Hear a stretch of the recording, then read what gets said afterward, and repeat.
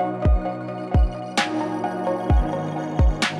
want to tell you, I know you probably feel the way I do, that I'm so thankful for all that God has blessed me with. And I'll be honest, the COVID cloud, even though it was a couple of years ago now, it seems like it's just now having an effect on so many people. And I was one of those people that got discouraged, man, and kind of drifted away. And it's so easy to do. And that may be you, where you're going, hey, I'm just not as close to the Lord. I'm just not as hungry for His Word. I don't really feel like being in house church. And so I want to encourage you with a word from God that was written 2,500 years ago. And the guy he came on the scene for 15 weeks, about 90 days or so. It's only 2 chapters, 38 words. And 38 verses, and it's just amazing how he hits the nail on the head with regard to dealing with people who get sidelined.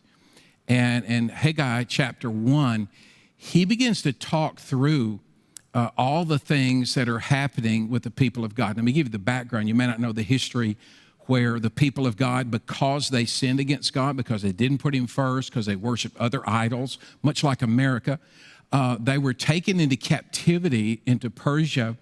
And after 70 years, Jeremiah 29:11, I know the plans for you, not to harm you, but to bless you.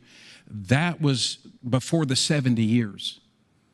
And so the 70 years has passed, and 50,000 people have come back to Jerusalem to begin their life, to build their homes and to start their schools and to begin kind of reseeding Jerusalem so that they could move forward.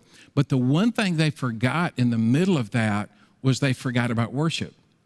And I just thought how apropos for today, in that we can get so busy with all the things that are happening around us and the religion of the American dream, that we forget about the most important things, and that is putting God first. That is giving Him the first fruits, giving Him the first day of the week, giving Him the time for worship that we need to carve out. And so Haggai talks about that, and he says, hey, why have you not built the temple back? In other words, why have you not gotten serious about worship? Why have you not gotten back together as the people of God? And they said, and I think this is funny because this is 2,500 years ago, before TVs, before electricity, before any of the things we have, they said, we're too busy. And Haggai, being a really cool guy, said, oh, really? You're not too busy to rebuild your paneled houses? And it's like a mic drop. And maybe sometimes we need that to jar us into reality that the things we're giving ourselves to that aren't going to last are really our priorities. And these people were giving themselves to their own houses, to their own activities, to their own little pet projects, and they had forgotten about worshiping God. And the reality is we can all do that. I think after COVID, I'm looking at more and more statistics of how people are getting away from coming back. Many people aren't coming back to church. And it doesn't change the reality of Scripture, where the 10 Commandments, number 4 says, hey, remember the Sabbath day and keep it holy. And the fact is, when you begin to say, hey, we're going to have one day a week, and you're going to be zealous about it. This is one day we're going to have where we're going to worship together as a family. We're going to worship at our church. We're going to serve. We're going to eat lunch. We're going to have some time to rest, because here is what we're finding with most everybody in America is that your soul needs some time to catch up with your body.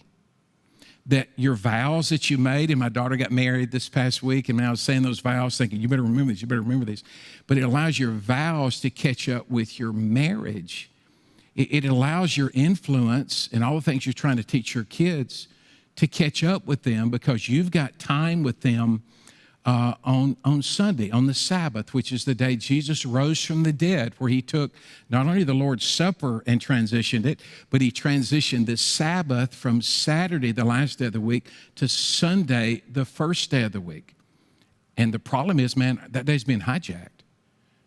I mean, how many of us have 100 things we can do on Sunday morning rather than be with the people of God and rather worship? than to worship with the people of God. And so nothing is wrong with having a lot of activities and a lot of things unless those things begin to have you. And so the challenge is real simple. He says, give careful thought to your ways. And I don't know of another time you would do that during the week because you're busy, you're going, you're rocking and you're rolling. And to give careful thought to where you are, the condition of your heart, the condition of your marriage, the condition of your family, because you are rolling. You say, well, how would I know how I'm doing? Well, the dashboard that I'm seeing in people's lives who don't really spend time thinking about how they're doing is they're more stressed than they've ever been. They're drinking more than they've ever drank in their whole life. Their finances are in the worst condition they've been in, and their marriage is rocky. Listen, if you go to church the average 18 times a year, that's the average. I did all the studies on this. You go back and look at your calendars, count how many times this year, we're toward the end of the year, how many times did you make Sunday a priority to worship, corporate worship, to be with the people of God? It's probably around 18 times.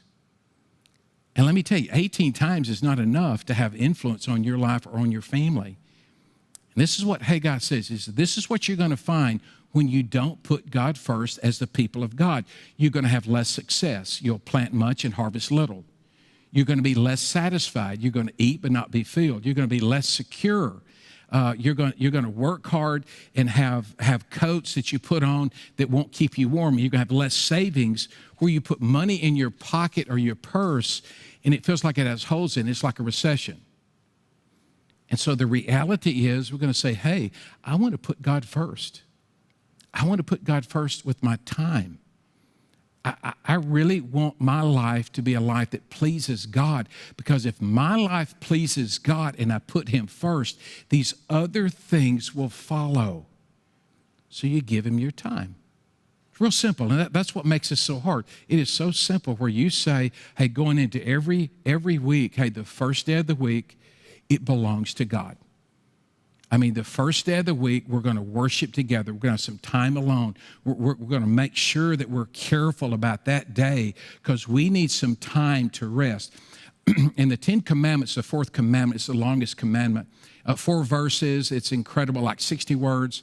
And it's the linchpin from loving God, putting Him first, not having any idols, using His name correctly, and then the linchpin to, I'm going to honor my parents. I'm not going to steal. I'm not going to kill. I'm not going to covet. I'm not going to commit adultery. Because here's the beautiful thing. If you're at home on Sunday and you're together and you're building your family and you're starting the week with worship, those things begin to evaporate. You give God the first of your money. And this is where it gets a little squirrely because it's real simple. If you got $10, I don't have the dollars with me today, but if you've got $10, you give away to your church, 1 you save, and 8 you spend. I mean, that's pretty good because all you have belongs to the Lord. If you go with the New Testament concept, you give Him everything. So you give Him your time, and you give Him your money, and you give Him your dreams. Now, I want to encourage you because I'm seeing this with my family, that with my kids, and my kids are older now, I've got grandkids, that I've begun to dream like, hey, I want them to be saved. I want them to marry people who are godly. I want my church to flourish. And you begin to build your life on the priority of putting God first so that no matter what comes into your life, your house is going to stand firm.